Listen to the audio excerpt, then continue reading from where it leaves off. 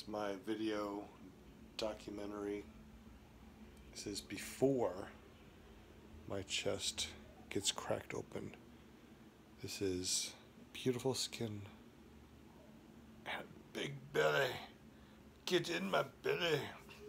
Why am I doing this? Because 269 pounds, and I mean,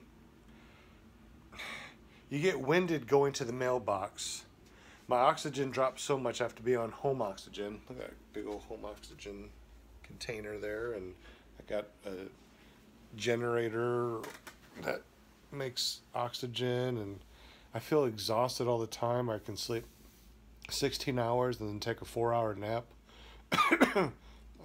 It's hard to remember stuff, and 9 days until I have surgery. I was hoping that they could do the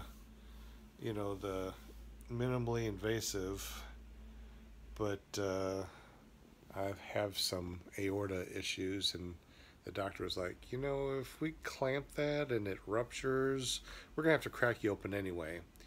And with the minimally invasive, they do some holes there and they do a cut underneath here.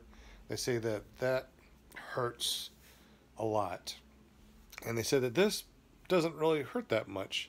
And then they also do like some cuts there in the groin for your bypass, for your blood to circulate when your heart stops, because they're going to stop my damn heart. 9 days until this. It's the 6th.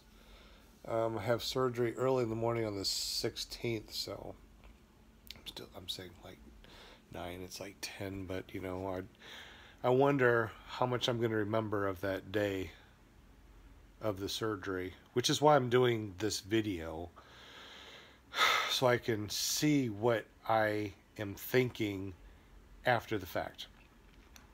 How much of this will I remember? They give you some good drugs when you're in surgery, so you don't remember the surgery in case you wake up, because a lot of people do. And if you do wake up and you're screaming and you can't move and you can feel every slice, if you don't remember it, did it really happen? I don't know, but if I don't remember it, I'm okay. So how much will I not remember?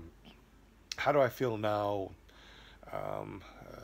My blood oxygen can drop down into the low 80s on exertion, walking to the mailbox and back.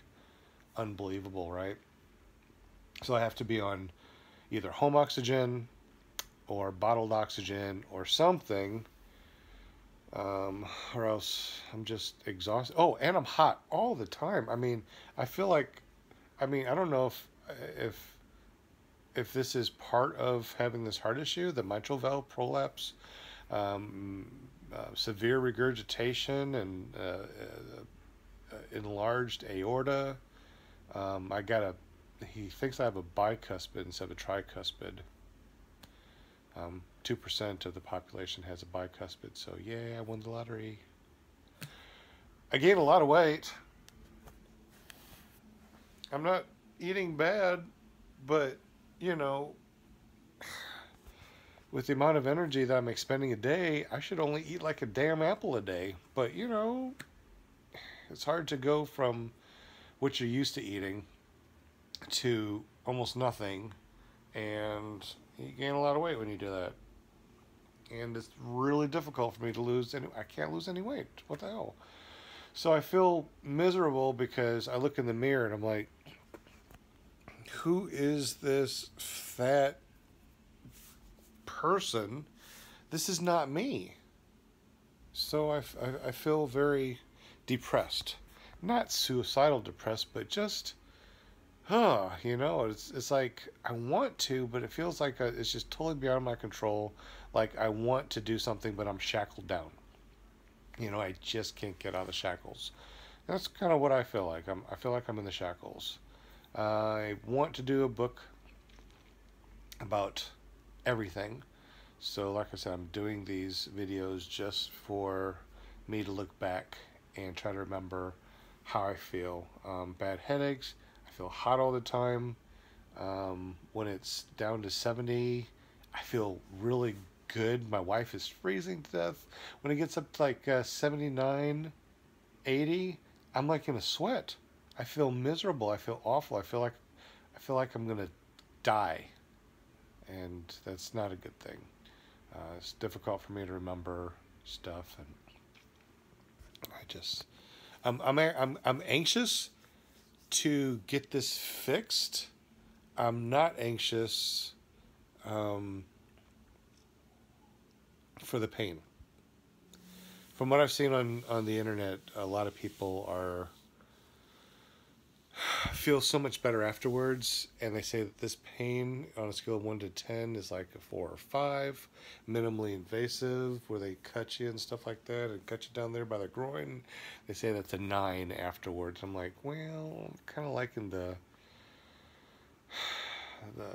lack of pain. Um, I'm ready to be Sean Fitness, that warrior guru, that real estate investor that's out there making money and losing weight. I want to get back down to my 175 pounds the way I was back in the military. I don't see why I can't, but that's my goal, is to naturally get back down to a correct weight. And I'll tell you what, if I'm able to get 100% saturation and I feel good and I want to go out and do stuff, oh my God, this will just wash away.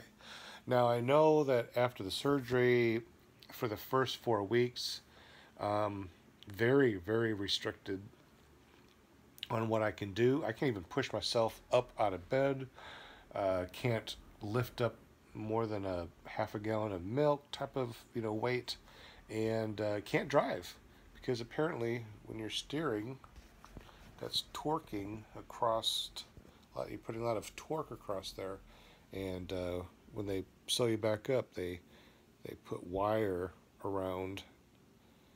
They sew you up and stuff, so it's nice and tight, but it takes a while for your body to close that up to where it's solid like it is now. So first 4 weeks, no driving. After that, maybe driving. I don't know. So we'll find out. Anyways, I don't want this to be too long. It's almost up at 8 minutes. Oh, and I don't want to cough or sneeze after this, apparently, because that's awful. We'll see you tomorrow. To 8 days, T-minus 8 days to surgery, and we'll see how I feel. Boom, boom, boom.